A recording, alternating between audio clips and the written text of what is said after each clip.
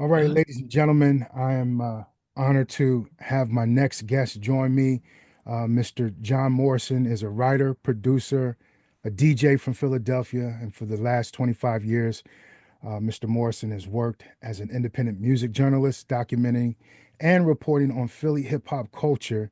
His writing has appeared in the Philadelphia City Paper, NPR Music, The Wire, Red Bull Music Academy, Bandcamp Daily, and more. An in-demand on-air personality, Morrison regularly appears on NPR's All Songs Considered and the World Cafe, as well as NPR's Tiny Desk Top Shelf series.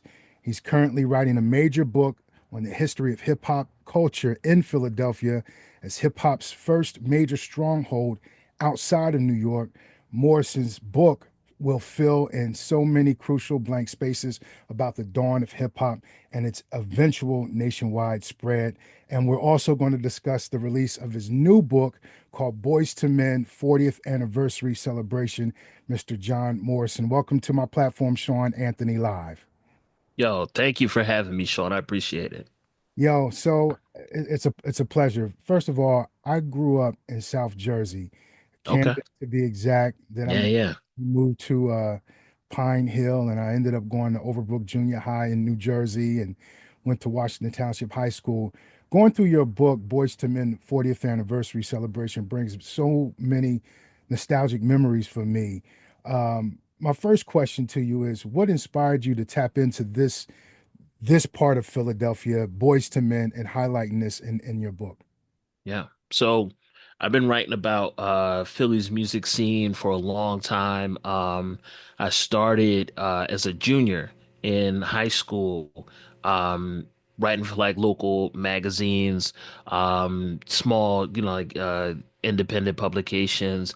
So I've been doing this for 25 years, and writing a ton about Philly's music scene, contemporary and historical. So I've written pieces about Philly jazz history. I've written pieces about, R&B. Like you said in the intro, I'm working on a book about early Philly hip hop history, which a lot of people don't know. Philly was one of the first, major strongholds outside of New York that really embraced hip hop culture.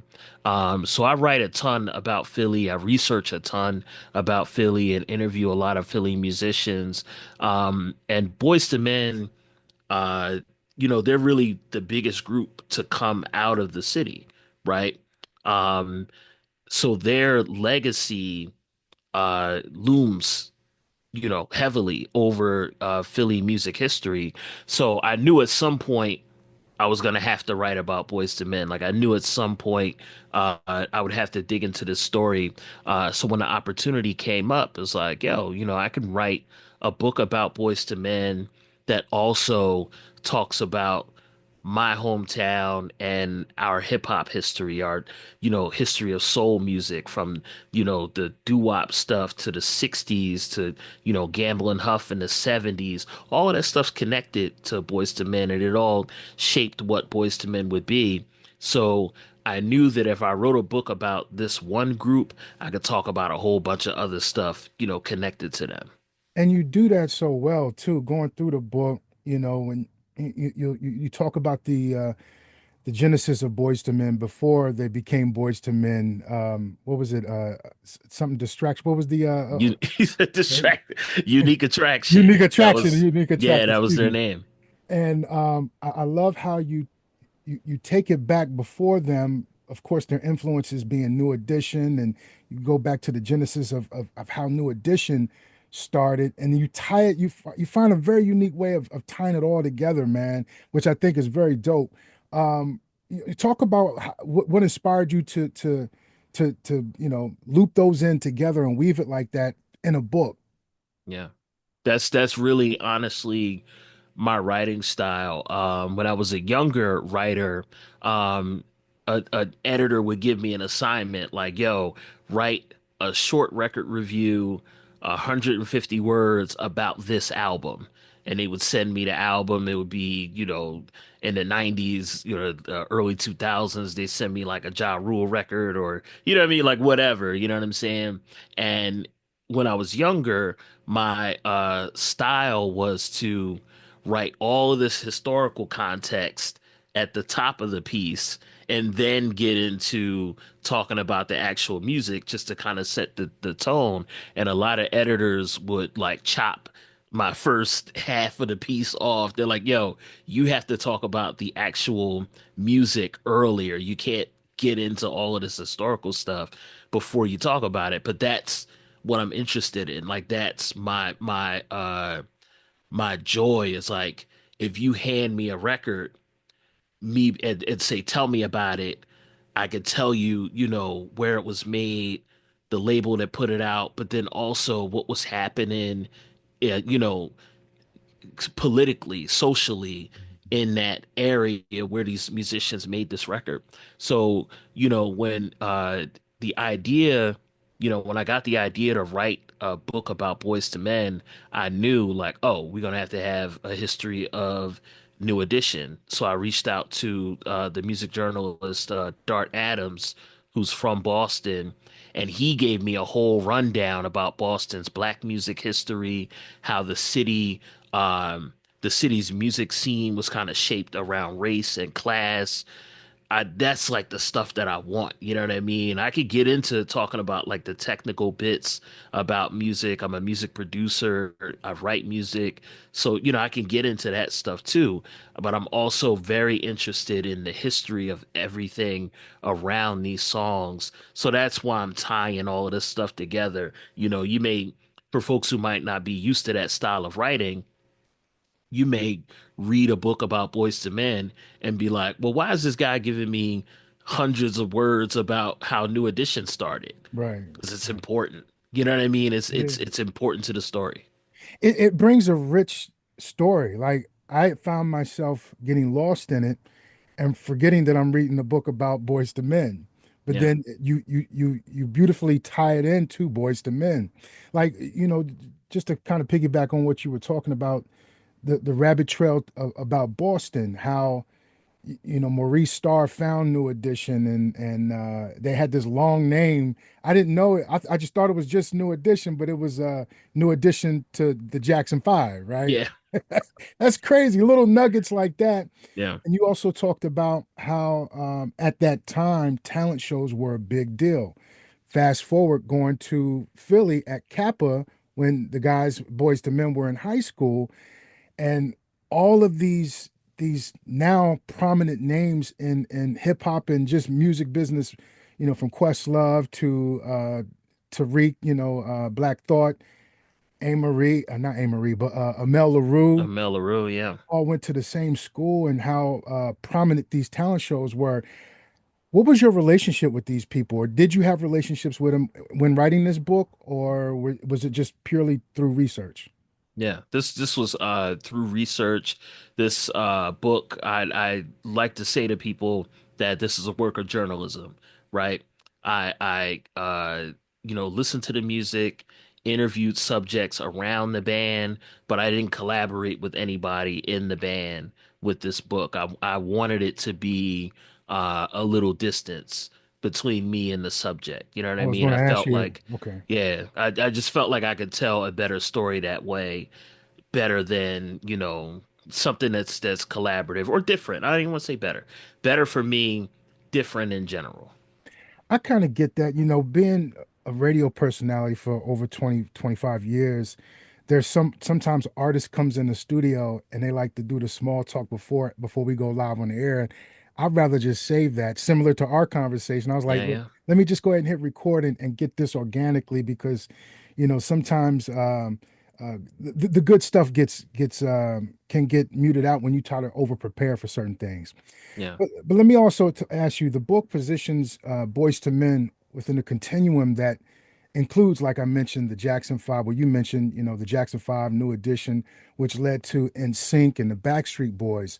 How do you think their influence has evolved or even maybe been erased in mainstream narratives about pop music? yeah. I think that at its core, the story of American music is a racial story, right? How jazz was received, really how jazz was created. You know what I mean?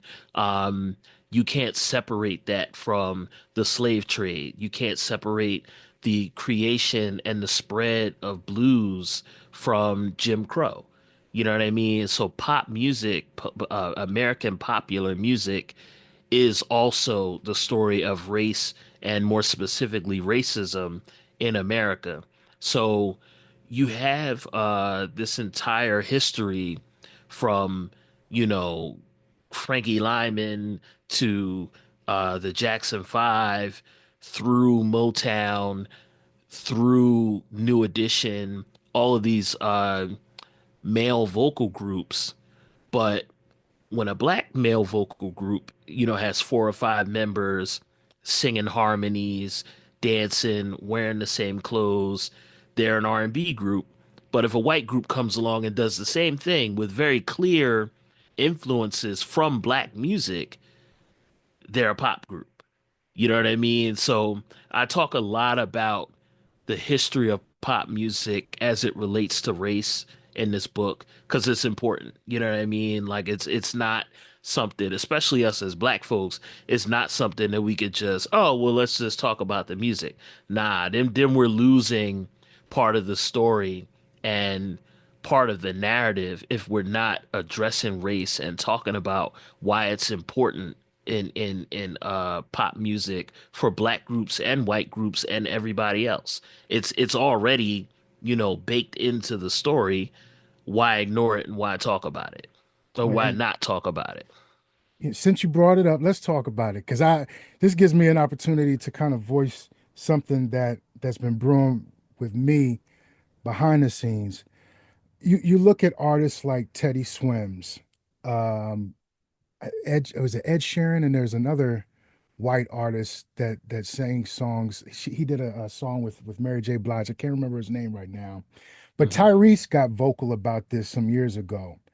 A black artist can sing the exact same song that Teddy Swims may be singing right now, uh, and it will never get played on top 40 radio stations. But a Yeah. white artist will sing a black song and get played all over urban radio. Uh, Hmm.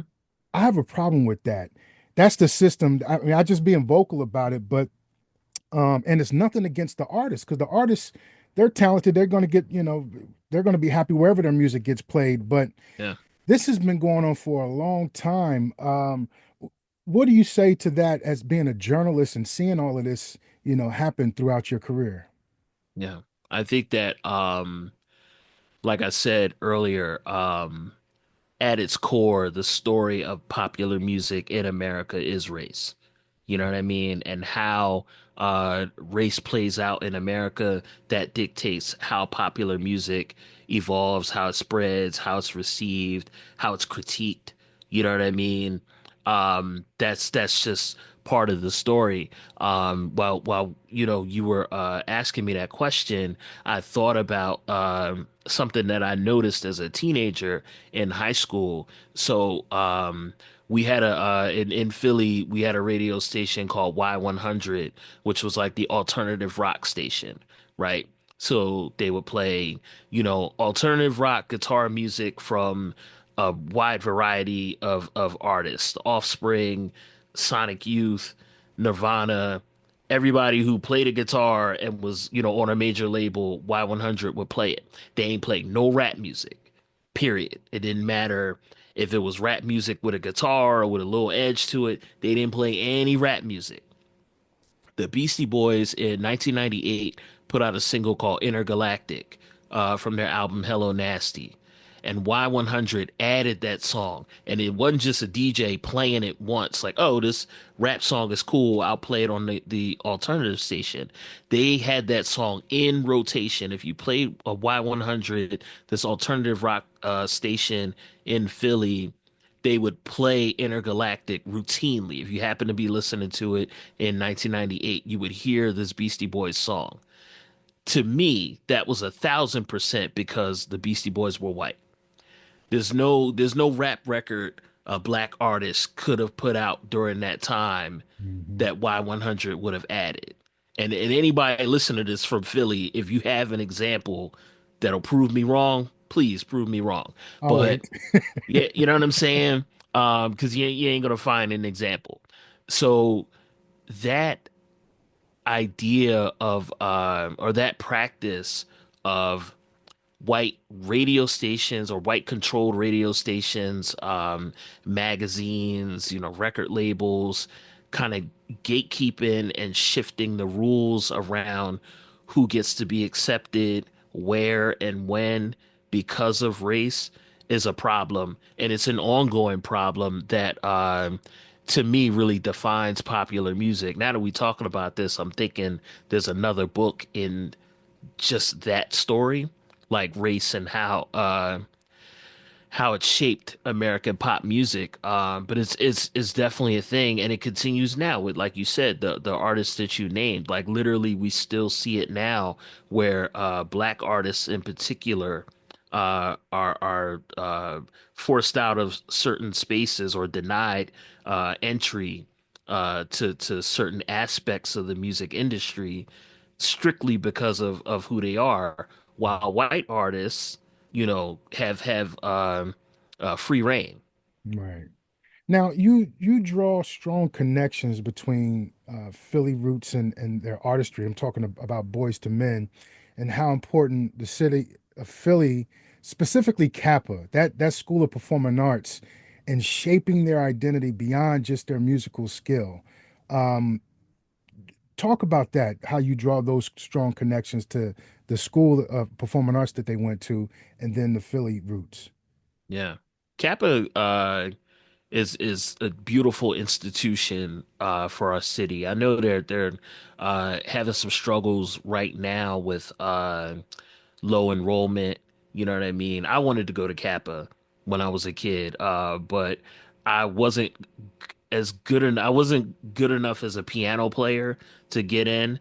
My whole thing that I had planned, you got to audition.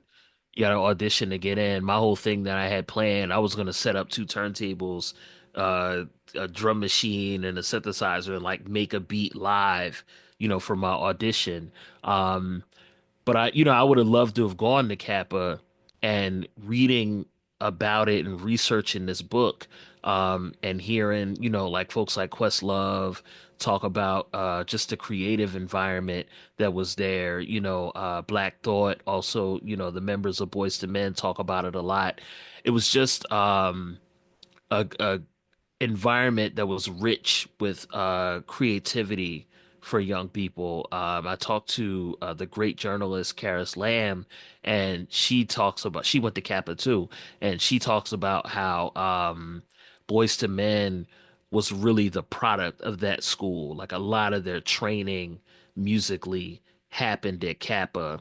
And it just, a lot of Philly jazz greats, came out of that school. It just set young people up uh, with a lot of musicality and a lot of chops to go out into the music industry later.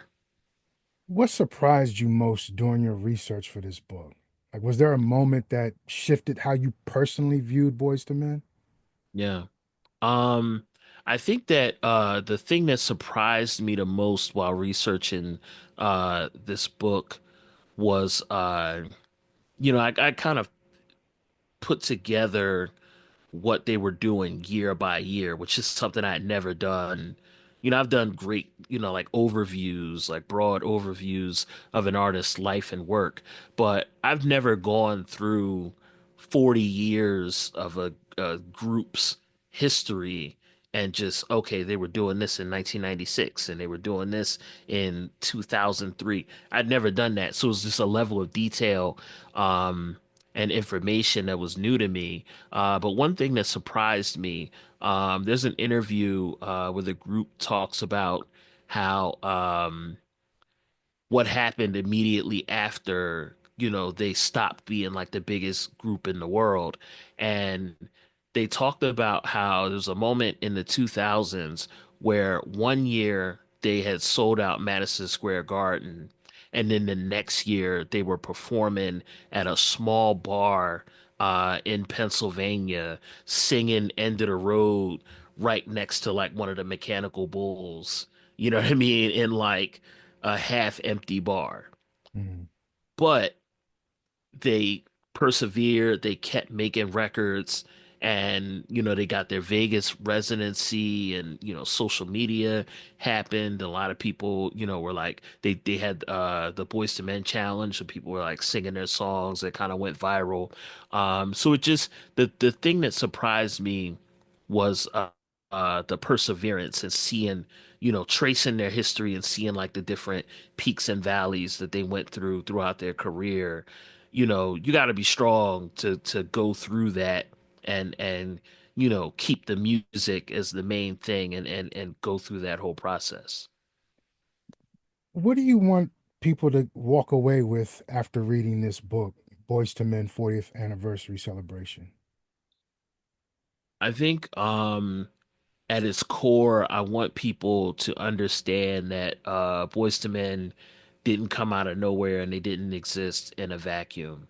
You know what I mean? Sometimes with these big significant artists, it's easy to forget that their music comes from a lineage, So I write a ton about doo-wop and jazz and R&B in the 60s as well as R&B in the 70s because those are two connected but very different things and different moments in history. So I just want people to understand that this music and this group exist as part of a lineage. The music, it don't go nowhere. You know what I mean? The creativity don't go nowhere. If you have moments and movements that pop up and they blow up and then it seems like, they recede, you know, it's all connected and it's all part of a lineage. That's like the major idea of this book.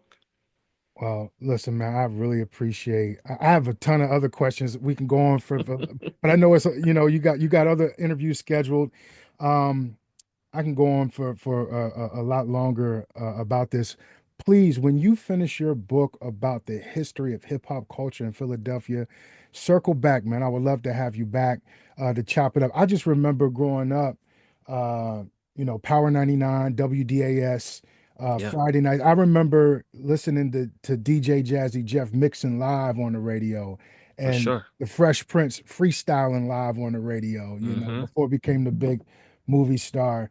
So I'm sure with your thorough research, you're gonna incorporate all of that in your next book, man. But your new book, Boys to Men 40th Anniversary Celebration, it's available, I'm assuming, on all platforms, Amazon. Do you have a specific website or anything you want to promote? You can find the book anywhere. Absolutely anywhere. If you want to do Amazon or Walmart or anything like that, it's there. There are a bunch of independent booksellers that you can buy it from. And if folks want to follow me, I'm on social media at John_Liberator. You can find me across, all the social media platforms. Listen, man, best of luck, man. And you plan on doing any book tours, going into city to city? I don't Just have a doing. book tour lined up right now, but Okay. if folks want me, hit me up. I'll come through. There it is, John Morrison, author of Boys to Men 40th Anniversary Celebration. Thank you for sharing this on my platform, brother. I appreciate you, man. Thank you. All right, peace. Peace.